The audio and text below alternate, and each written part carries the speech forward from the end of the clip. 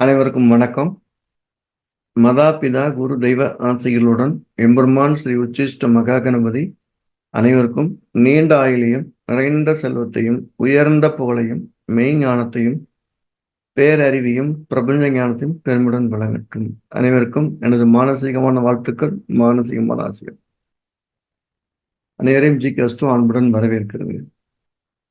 நம்ம இன்னைக்கு பார்க்கக்கூடிய பதிவு என்னன்னா, பாக்கியாதிபதினு சொல்லக்கூடிய ஒரு கிரகம் எப்பயாவது தீமை தருமா அப்படின்னு ஒரு கேள்வி. அதான் நம்ம இன்னைக்கு பார்க்க போறோம். இந்த பாக்கியாதிபதினு சொல்லக்கூடிய கிரகம் யார் அப்படின்னா, லக்னத்துக்கு 9ஆம் அதிபதி. அவர் எப்பவுமே நல்லது செய்யத்தான் காத்திருக்காரு, அதுல எந்த டவுட்டும் இல்லை.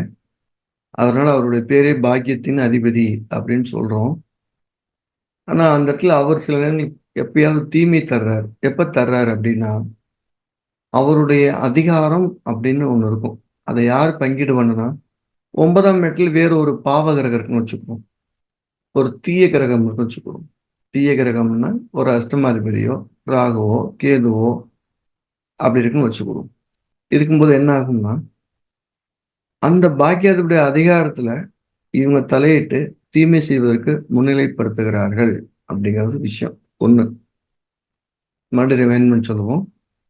பாக்கியாதிபதினு சொல்லக்கூடிய அந்த ஒரு கிரகம் ஒரு அதிகாரத்தை வச்சிருக்கும். அந்த அதிகாரத்தை யார் பங்கீடு பண்ணி தப்பு பண்றாங்கன்னா, பாக்கிய ஸ்தானத்தில், அதாவது 9வது வீட்டுல, லக்கணத்துக்கு 9வது வீட்டுல அல்லது 9வது இடத்துல தீயகரம் என்று சொல்லக்கூடிய ராகு அல்லது கேது அல்லது அஷ்டமாதிபதி அப்படி இருக்கும்போது, அந்த பாக்கியாதிபதி செய்ய வேண்டிய நற்செயல்களை அல்லது அவருடைய அதிகாரத்தை இவங்க தீமையாக பயன்படுத்துகிறார்கள் அப்படின்னு ஒண்ணு. இது முக்கியமான ஒன்று. இரண்டாவது, அந்த பாக்கியாதிபதியே பாதகாதிபதியாக இருந்தால் அவரும் நம்மளை தண்டிக்கிறதுக்கு அவருக்கு முழு அதிகாரம் கிடைச்சிருது. நீங்க மிக சரியான நேர் ஓட்டுல போய்கிட்டு இருக்கிற வரைக்கும் உங்களுக்கு தப்பு கிடையாது. மிக சரியான நேர்கோட்டுல நீங்க போகாத போது நீங்க மிகப்பெரிய சரிவை சந்திப்பீங்க அப்படிங்கிறதான் பாக்கியாதிபதியே பாதகாதிபதியாக இருந்தால் நடக்கக்கூடிய தவறை சொல்லுது. உதாரணமா ஒரு விருட்ச இலக்கணம் இப்படி எடுத்துக்கிறோம். 9ஆம் அதிபதி யாருன்னா சந்திரன். அப்ப அந்த சந்திரன் எங்க இருந்தாலும் உங்களை கவனிச்சுக்கிட்டே இருப்பார். நேர்கோட்டுல நீங்க கரெக்டா போயிட்டு இருக்கிறீங்களான்னு பார்ப்பார். நேர்கோட்டுல சின்ன லெவல்ல தடுமாற்றம் இருந்தாலும் கூட அவர் தண்டிக்கிறதுக்கு எந்த விதத்திலும் தயக்கம் காட்ட மாட்டார் அப்படின்னு வச்சுக்கணும். ஏன்னா அது ஸ்திர லக்னம். அப்ப பாக்கியாதிபதியே பாதகாதிபதியா இருக்கக்கூடிய ஸ்திர லக்னங்களுக்கு இந்த விதி சிறப்பாக பொருந்துகிறது. இன்னொன்னு, ஒரு மீன லக்ன ஜாதத்தை எடுத்துக்கிடுவோம். அது ஒரு உபய லக்னம். 7ஆம் இடம் பாதகமும் கிடையாது. ஆனா 7ல ராகு இருக்காருன்னு வச்சுக்குவோம். ராகு இருக்கிறார் அப்படின்னா, அந்த பாக்கியாதிபதி அதிகாரத்தை ராகு என்ன செஞ்சுக்கிறோம் எடுத்துக்கிறார். எடுத்துக்கிட்டு அவருடைய புண்ணியத்தின் பேர்ல அவர் தவறு செய்ய வைக்கிறார். அந்த ஜாதகர் தவறு செய்ய வைக்கிறார். அந்த ஜாதகர் தவறு செய்யும்போது அந்த தவறுக்கான கடுமையான கண்டங்கள் அதிகமாகிறது, ரொம்ப அதிகமாகுது. அதே அந்த மீன லக்கணத்துக்கு 9ல் இருக்கக்கூடிய ராகுட அஷ்டமாதிபதி சுக்கிரனும் சேர்ந்துட்டாருன்னா, பாக்கியாதிபதி எவ்வளவு பலம் வாய்ந்தவராக இருந்தாலும் கூட இந்த பிரச்சனையை சமாளிக்கிறதுக்கே அந்த பாக்கியத்துடைய புண்ணியம் பூரா சரியா போயிடும். ஜாதகர் அல்லாடிடுறார். இப்ப நான் சொன்ன உதாரண ஜாதகம் பண்ணி ரிமைண்ட் பண்ணி சொல்றேன்.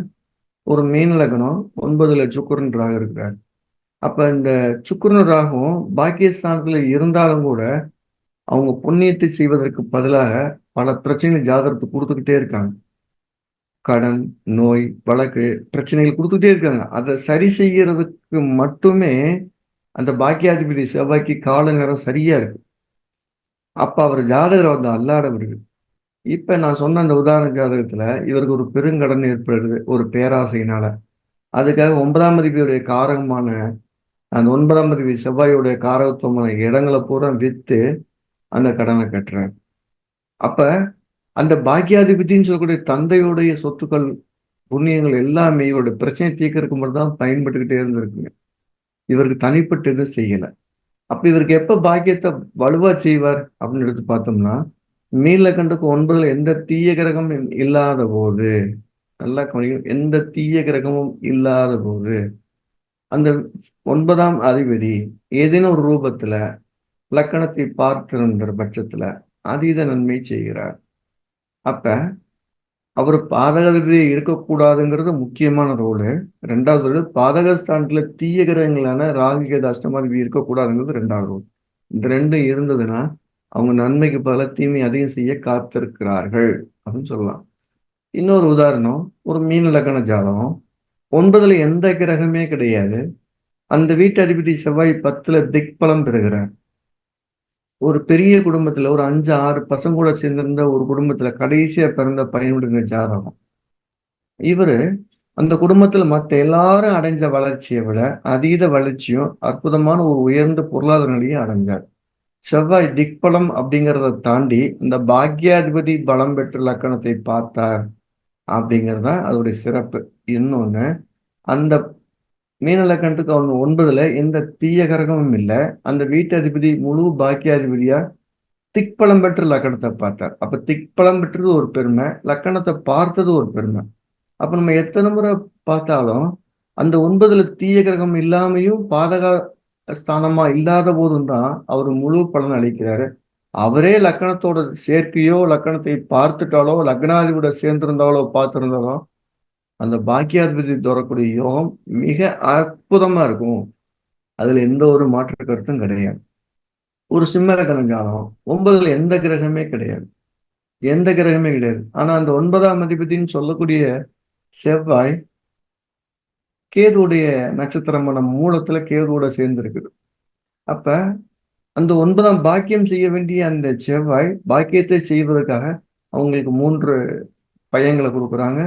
ஒரு அற்புதமான வாழ்க்கை கொடுக்குறாங்க. பொருளாதார வசதி கொடுக்குறாங்க. ஆனா கேதுவோட சேரும்போது அந்த தரம் உயர்வதற்கு பதிலாக சண்டையும் சச்சரவும் உயருங்க. ஒரு வகையில அவங்களோட தனிப்பட்ட பெருமை உயர்ந்துகிட்டே இருக்கு. பசங்களோட சேரும்போது பிரச்சனை பெருசாகிக்கிட்டே இருக்கு. அப்ப அந்த பாக்கியாதிபதியுடைய வேலை பாக்கியத்தை செய்யலைன்னா சாதாரண அடி மட்டத்திலிருந்து உயர்ந்த மட்டத்துக்கு வந்திருக்கிறாங்க. கேதுவோட சேர்ந்திருந்ததுனால அந்த பாக்கியம் என்ன செய்யுதுன்னா அவங்க லேசா தடுமாறும் போதுதான் தண்டனை பெருசா கொடுத்துருக்கு அப்படின்னு சொல்ல முடியுது. இன்னொரு ஜாதகம் அதே சிம்ம லக்ன ஜாதகம் மேஷத்துல குருவும் சனியும் சேர்ந்திருக்காங்க. சிம்ம லக்னங்கிறது ஒரு ஸ்திர லக்னம். 9ஆம் இடம் பாக்கியஸ்தானம். ஆனா அதே பாதகஸ்தானமா வரும். ஏன்னா சிம்மம் ஸ்திர லக்னமா இருக்கிறதுனால அங்க அஷ்டமாதிபதி குருவும் உட்கார்ந்துருக்காங்க.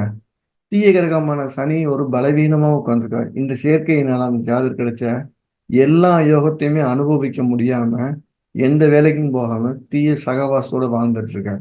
மிக குறுகிய வயதிலேயே ஒரு வயதான தோற்றத்தை அடைஞ்சு கொடுக்குறாரு. அப்ப அவங்க அப்பா கொடுத்த அவங்க தாத்தா கொடுத்த அந்த புண்ணியத்தை பூரா அவர் தவறா பயன்படுத்துவதற்காக அந்த அஷ்டமாதிபதினு சொல்லக்கூடிய சுபகிரகமாவே இருந்தாலும் அவர் சனியோட சேர்ந்து பாக்கியத்துல உட்கார்ந்து நன்மை செய்வதற்கு பதிலா தீமை அதிகம் செஞ்சாங்க. அப்ப நம்ம இருந்து ஒரு முடிவுக்கு வரலாம்.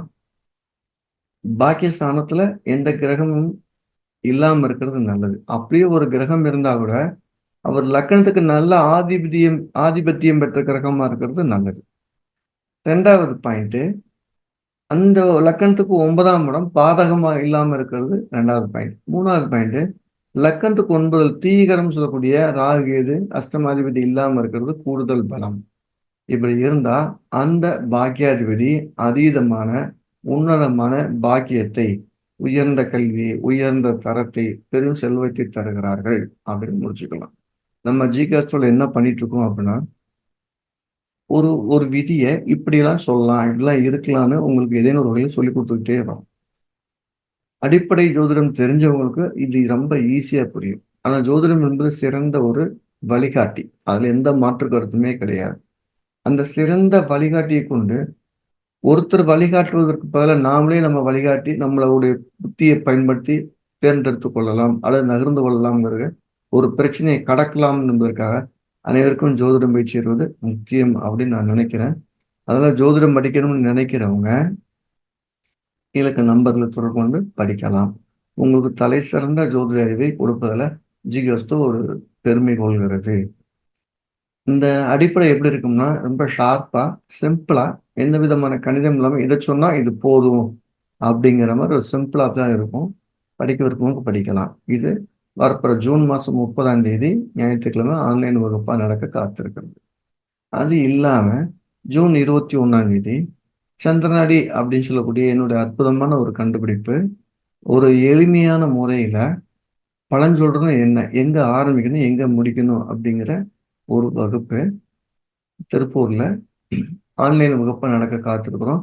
அது ஜூன் 21ஆம் தேதி ஆன்லைன் வகுப்பா நடக்க காத்திருக்குது. அதுக்கும் சேர்னாலும் கீழ இருக்க நம்பர்கள் வந்து பதிவு செய்து கொள்ளலாம். ஏதேனும் ஒரு ரூபத்துல உங்களுக்கு நல்ல நண்பனை விட உங்களுடைய ஒரு ஒரு சிறந்த அறிவு ஆலோசனை வழங்குவதில் சாலச் சிறந்ததாக பயன்படும் அப்படின்னு நான் நம்புறேன். படிச்சு பார்த்துட்டு பயன சொல்லுங்க. ஸோ மீண்டும் நம்ம அடுத்த பதிவுல சந்திப்போம். ஒரு கிரகம் எல்லா நேரத்திலயுமே நன்மை செய்யாது. சிலங்க தீமை செய்யுது ஏன்? அப்படிங்கிற கேள்விக்கு விளக்கம் அளிப்பதாகத்தான் இந்த பதிவு இருந்தது.